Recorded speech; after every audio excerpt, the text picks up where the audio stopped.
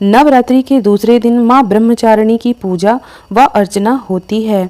शास्त्रों में माँ के हर रूप की पूजा और कथा का महत्व बताया गया है। माँ ब्रह्मचारिणी की कथा जीवन के कठिन क्षणों में भक्तों को संबल प्रदान करती है।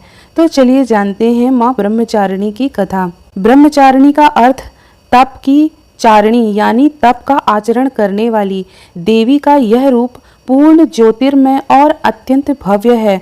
माँ के दाएं हाथ में जप की माला है और बाएं हाथ में कमंडल होता है। माँ ब्रह्मचारिणी की कथा। पूर्व जन्म में इस देवी ने हिमाचल के घर पुत्री के रूप में जन्म लिया था और नारद जी के उपदेश से भगवान शंकर को पति के रूप में प्राप्त करने के लिए घोर तपस्या की थी। इस कठिन तपस्या के कारण इन्हें तपस्चारिणी अर्थात ब्रह्मचारिणी के रूप में जाना जाता है। 1000 वर्ष तक इन्होंने केवल फल फूल खाकर बिताए और 100 वर्षों तक केवल जमीन पर रहकर साग पर निर्वाह किया। कुछ वर्षों तक कठिन उपवास रखे और खुले आसमान के नीचे वर्षा और धूप के घोर कष्ट सहे।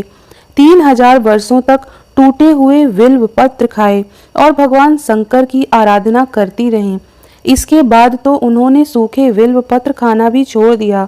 कई हजार वर्षों तक निर्जल और निराहार रहकर तपस्या करती रहीं।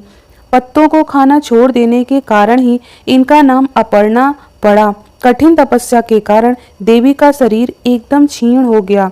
देवता, ऋषि, सिद्धगण, मुनि सभी ने ब्रह्मचारिणी की तपस्या को अभूतपूर्व पुण्य कृत्य बताया, सराहना की और कहा, हे देवी, आज तक किसी ने इस तरह का कठोर तप नहीं किया। यह आपसे ही संभव है। आपकी मनोकामना परिपूर्ण होगी और भगवान चंद्रमौली शिव जी तुम्हें पति के रूप में प्राप्त होंगे। आप तपस्या छोड़कर घर लौट जाओ। जल्द ही आपके पिता आपको लेने आ रहे हैं। लेकिन माँ ने तब तक तपस्या समाप्त नहीं की जब तक स्वयं शिव जी ने उन्हें साक्षात दर्शन ना दिए। उनके आशीर्वाद मिलने के उपरांत ही माँ अपने घर की ओर प्रस्थान किया। माँ की कथा से हमें यही सीख मिलती है कि जीवन के कठिन संघर्षों में भी मन विचलित नहीं करना चाहिए।